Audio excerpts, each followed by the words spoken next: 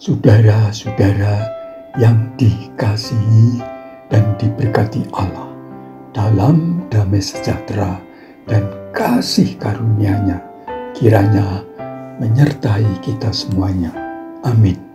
Saudara-saudara, banyak orang sangat meragukan kuasa Yesus Kristus dalam menolong manusia untuk selamat.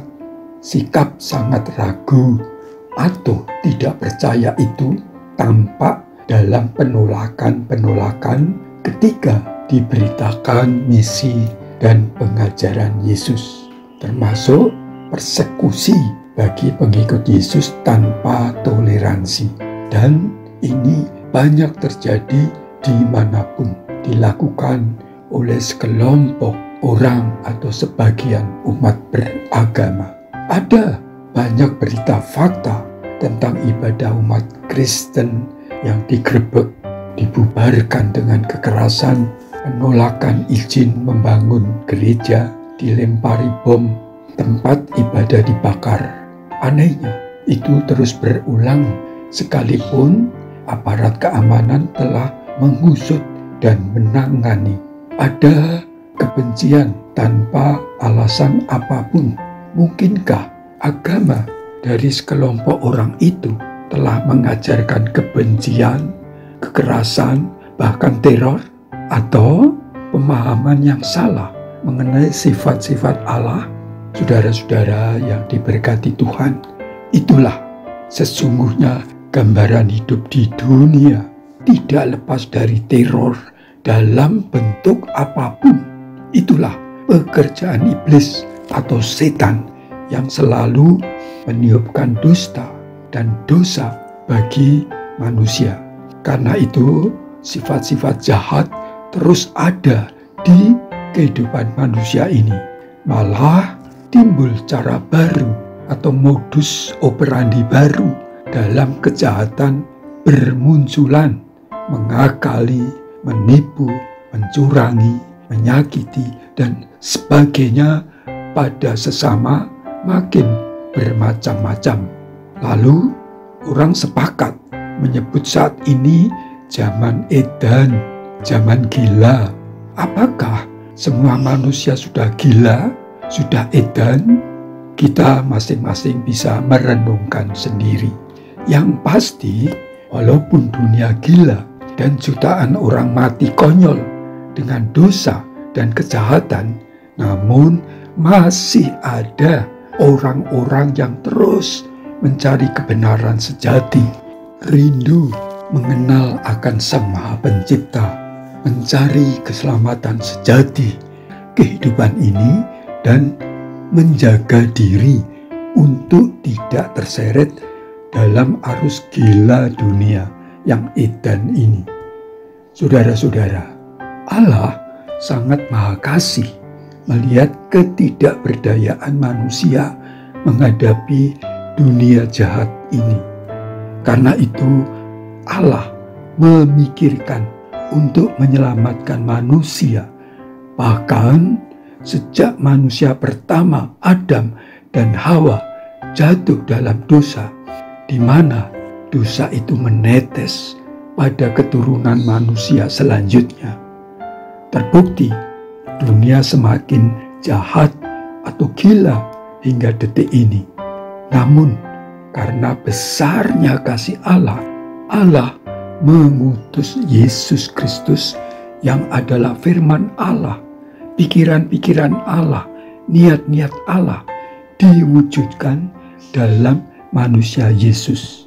Allah sendiri yang memanusia dalam diri Yesus. Yesus, manusia sejati dan juga ilahi, dipenuhi Roh Allah. Oleh karena itu, pemikiran dan ucapannya juga ilahi. Kata Yesus, Roh Tuhan ada padaku, oleh sebab Ia telah mengurapi aku untuk menyampaikan kabar baik kepada orang-orang miskin, dan Ia telah mengutus aku. Lalu Ia memulai mengajar mereka. Katanya, pada hari ini genaplah nas ini sewaktu kamu mendengarnya. Dan semua orang itu membenarkan dia, dan mereka heran akan kata-kata yang indah yang diucapkannya. Lukas 4 ayat 18 dan 21-22. Saudara-saudara, suatu saat Yesus sedang mengajar, lalu datang orang lumpuh yang dibawa temannya untuk disembuhkan. Yesus tidak berkata, "Sembuhlah," tetapi Yesus berkata, "Dosamu sudah diampuni." Lalu ulama-ulama yang melihat kejadian itu kaget, sepakat berpendapat, siapakah orang yang menghujat Allah ini? Siapa yang dapat mengampuni dosa selain daripada Allah sendiri? Yesus dianggap menghujat Allah karena tidak ada seorang pun menurut anggapan mereka yang dapat mengampuni dosa selain Allah sendiri. Yesus berkata, "Apakah yang kamu pikirkan dalam hatimu? Manakah lebih mudah mengatakan dosamu sudah diampuni, atau mengatakan bangunlah dan berjalanlah? Tetapi supaya kamu tahu bahwa di dunia ini Anak Manusia berkuasa mengampuni dosa." Berkatalah ia atau Yesus kepada orang lumpuh itu, "Kepadamu kukatakan, bangunlah, angkatlah tempat tidurmu dan pulanglah ke rumahmu." Dan seketika itu juga bangunlah ia di depan mereka, lalu mengangkat tempat tidurnya dan pulang ke rumahnya sambil memuliakan Allah. Ini diceritakan di kitab Lukas 5 ayat 19 sampai 25. Di sini Yesus membuktikan bahwa dia bisa menyembuhkan orang lumpuh seketika, dan ajaibnya Yesus mengampuni pula dosanya. Bukti bahwa dengan menerima dan percaya dalam iman akan diri Yesus, manusia diselamatkan, diampuni dosa-dosanya. Semudah itukah saudara-saudara? Jawabnya tidak. Kenapa? Yesus menebus, mengampuni melalui kematian di kayu salib.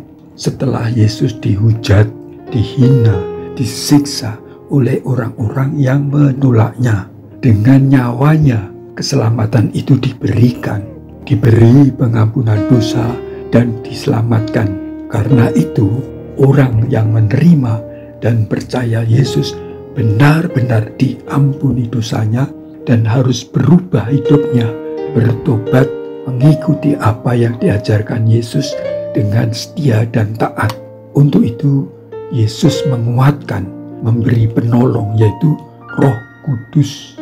Kata Yesus, "Aku akan minta kepada Bapa, yaitu Allah, dan Ia akan memberikan kepadamu seorang penolong yang lain, supaya Ia menyertai kamu selama-lamanya, yaitu Roh Kudus yang akan diutus oleh Bapa dalam namaku. Dialah yang akan mengajarkan segala sesuatu kepadamu dan akan mengingatkan kamu akan semua yang telah kukatakan kepadamu.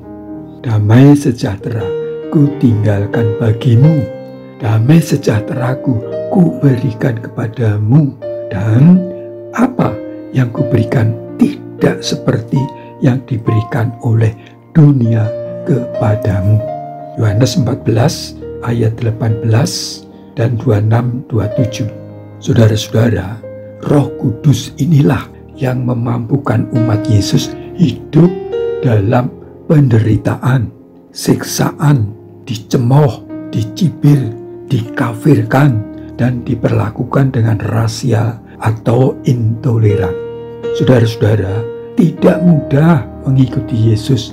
Malah Yesus berkata, "Setiap orang yang mau mengikut aku, ia harus menyangkal dirinya memikul salibnya setiap hari dan mengikut aku.